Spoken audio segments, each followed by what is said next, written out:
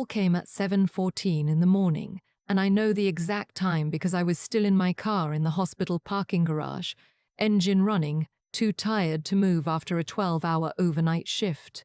My grandmother had passed in her sleep. I sat there for a long time with my phone in my lap, the garage humming around me, fluorescent lights washing everything yellow. I didn't cry right away. That's the thing nobody tells you. Sometimes grief doesn't come like a wave. Sometimes it just settles like dust, slow and quiet until you can't breathe through it. Her name was June. June Patricia Holloway. She was 79 years old and she had been a federal judge for 31 of those years, appointed to the Ninth Circuit when I was still in diapers. She had argued cases in front of people who later became Supreme Court justices. She had a framed letter on her study wall from a president she'd never voted for, thanking her for her service to the country. And every Sunday morning when I was growing up, she made scrambled eggs with too much butter and let me sit on the kitchen counter and talk her ear off about absolutely nothing. She was the steadiest person I have ever known. I am 31 years old. I'm a registered nurse, night shift, pediatric unit at a hospital in Sacramento. I drive a 7-year-old Civic with a crack in the passenger side mirror that I keep meaning to fix. I rent a 1-bedroom apartment 20 minutes from the hospital, and I have, at any given time, approximately $400 more than I need to survive the month. My grandmother used to call me her practical one, and she meant it as a compliment, and I took it as one. My uncle, her son, her only child besides my mother, flew in from Phoenix the day after she passed. He brought his wife. They stayed at a hotel downtown, not at my grandmother's house, which I thought was strange at the time. Now I understand it perfectly. My mother called me the evening they arrived. She said my uncle wanted to get the estate moving quickly, and could I please come to the reading at the attorney's office on Thursday? I said of course. I took the day off work. I ironed my one blazer. I should tell you about the house first.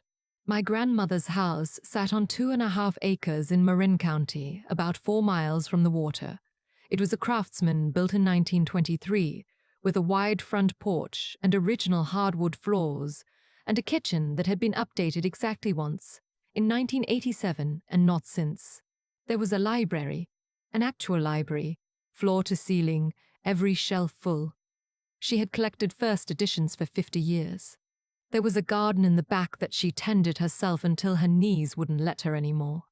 And then I tended it when I visited, and she would sit in the porch chair and tell me I was doing it wrong. The property appraised, according to what I later learned, at just over $8 million.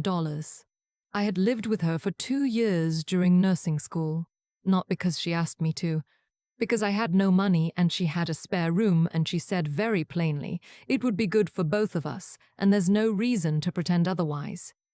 I cooked dinner 3 nights a week. I drove her to her cardiology appointments.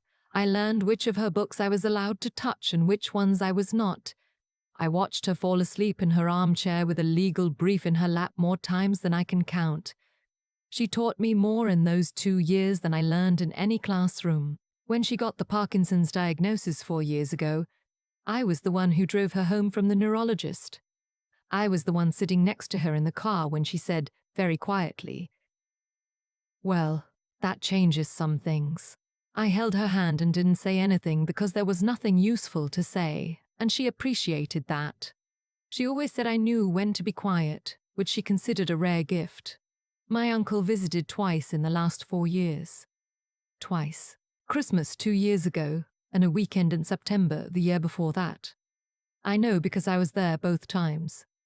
I know because I kept track, not to keep score, but because it mattered to her.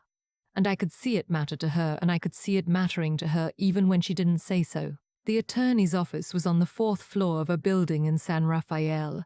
There was a conference room with a long table and a window that looked out at a parking structure.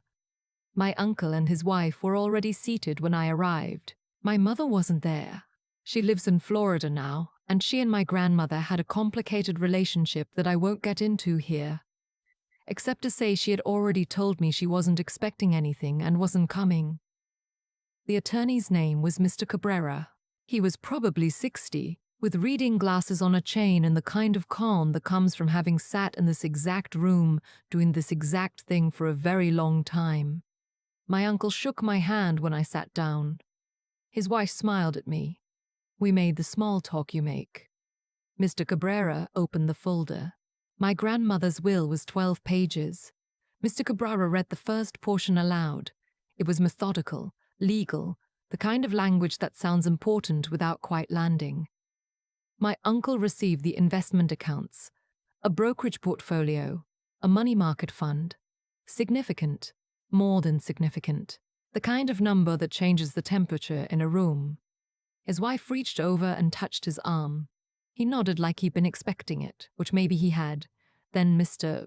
Cabrera turned to me and said my grandmother had left me her personal property, her books, her jewelry, a specific set of dishes she'd brought back from Portugal in 1978, and a letter, sealed, which he slid across the table to me. My uncle looked satisfied, settled, the way a man looks when he has already done the math.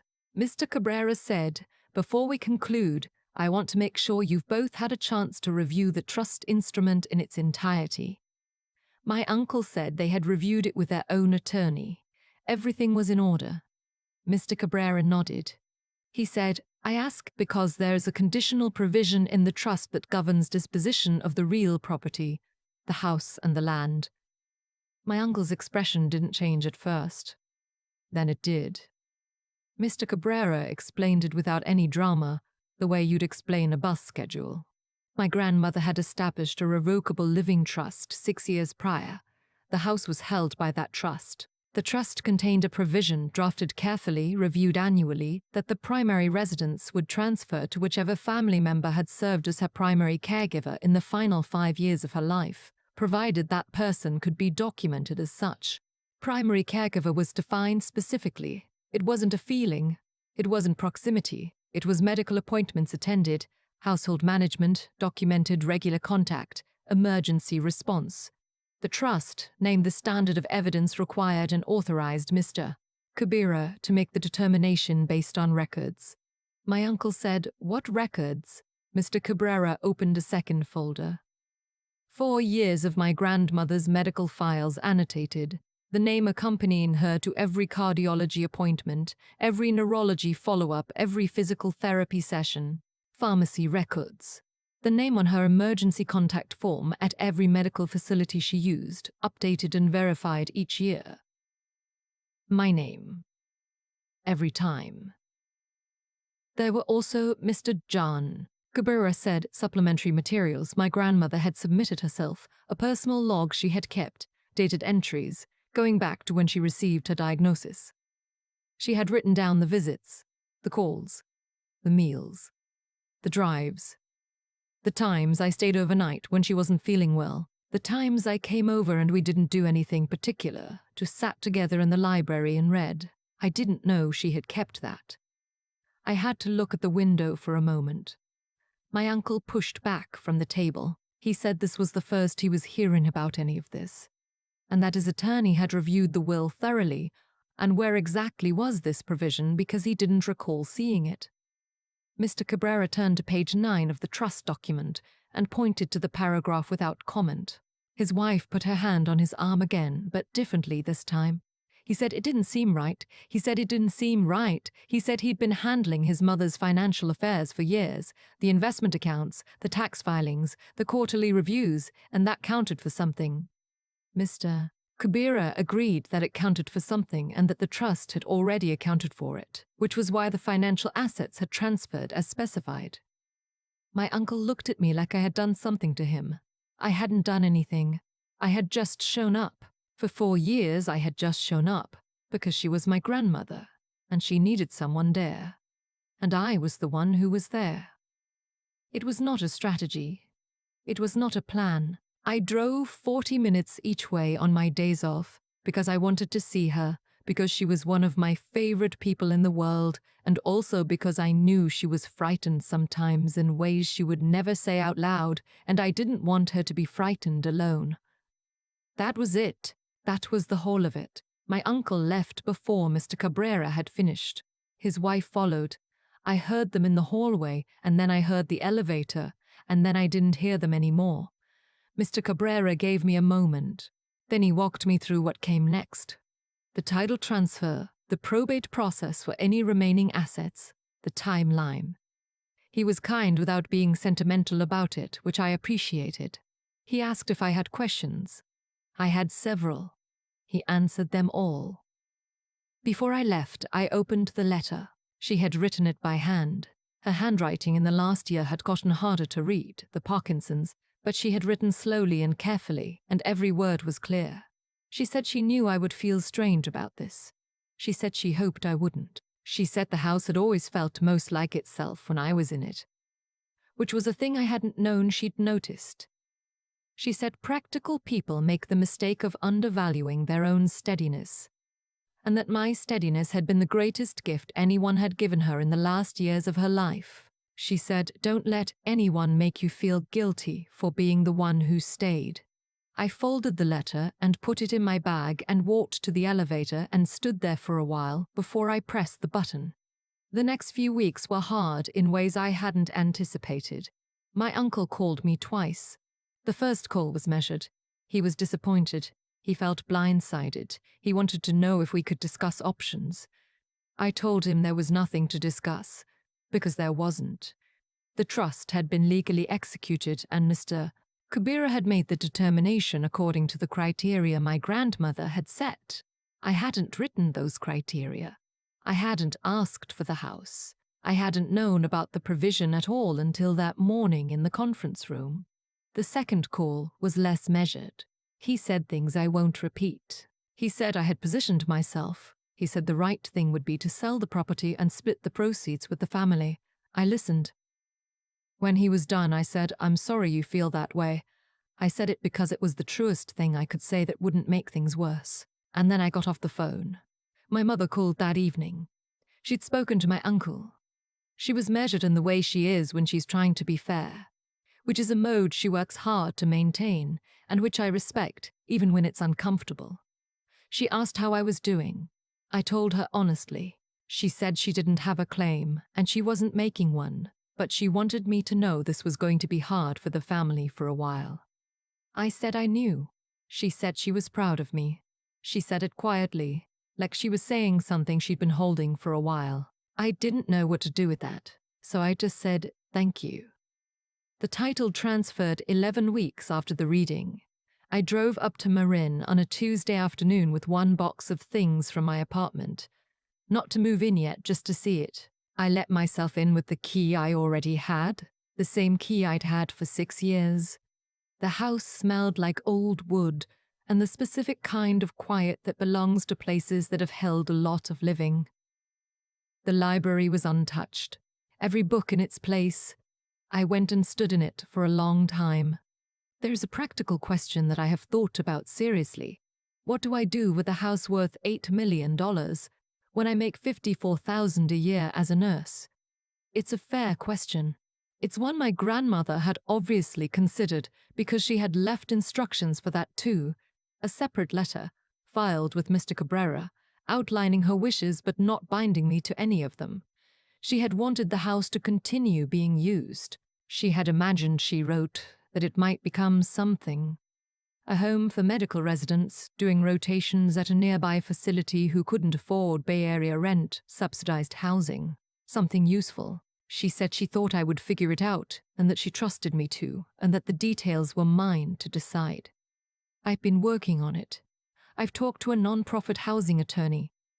I've talked to 2 hospital systems about the resident housing idea. I've talked to a financial advisor about how to structure something that doesn't require me to give up my apartment or my job or my health insurance. It's complicated. It is going to take time.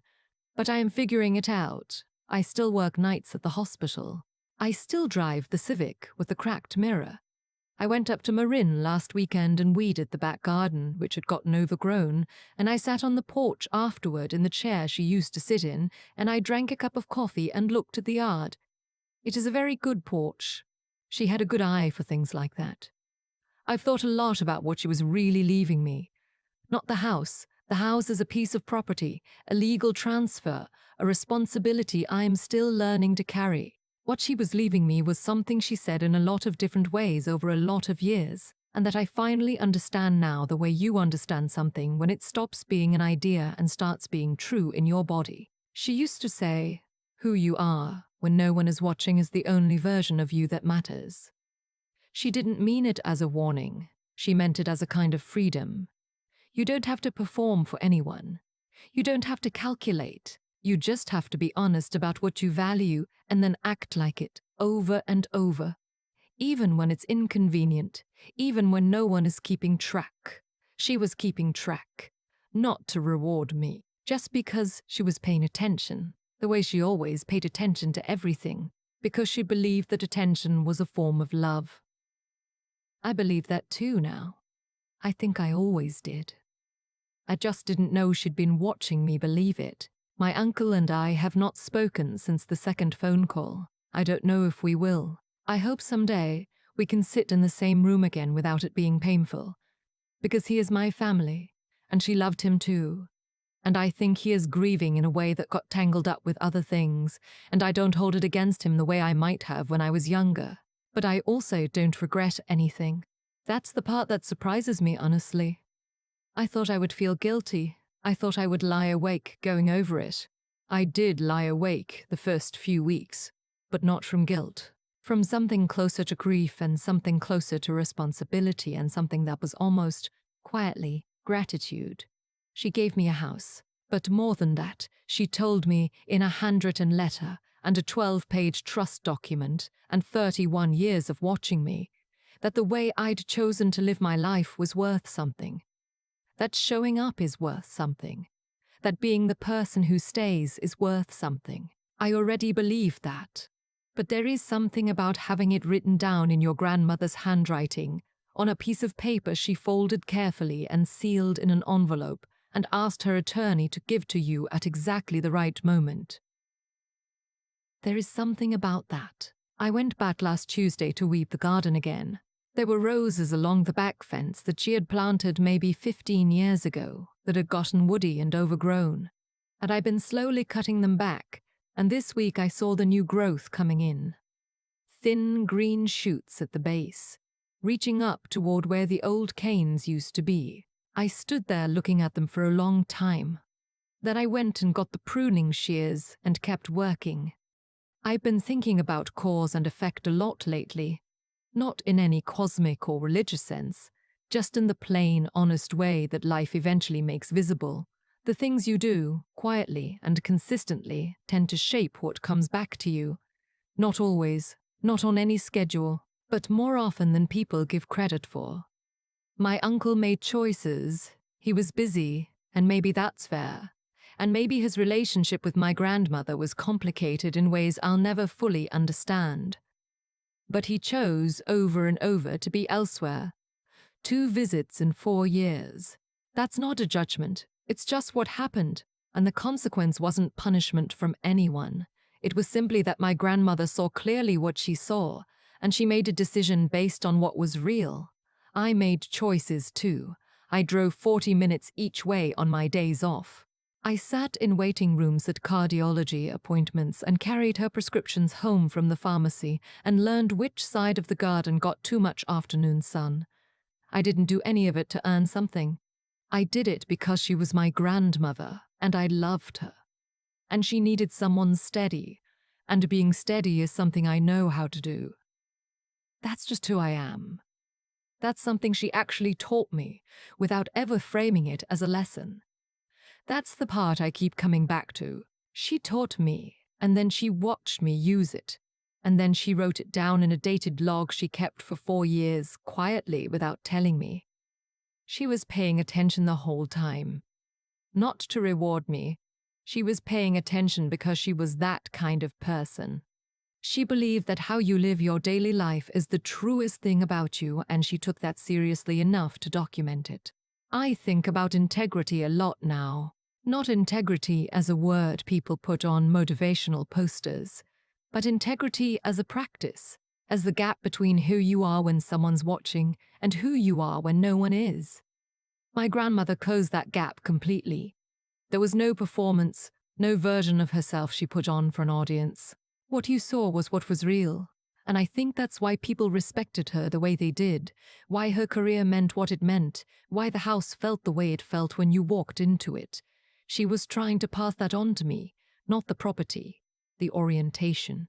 The understanding that your character is the only thing that's actually yours, and the only thing that actually compounds over time. I'm still a nurse working night shifts. I still drive the same car. The house is still a responsibility I'm figuring out in real time, and some weeks that's overwhelming and some weeks it feels exactly right. But I think I understand now what she was really leaving me underneath all of it. She was leaving me a record, proof, written in her own handwriting, filed with her attorney, dated across 4 years, that the way I'd chosen to live was worth something. That showing up matters. That being the person who stays even when it's inconvenient, even when no one's keeping score, is not a small thing. It is in fact everything.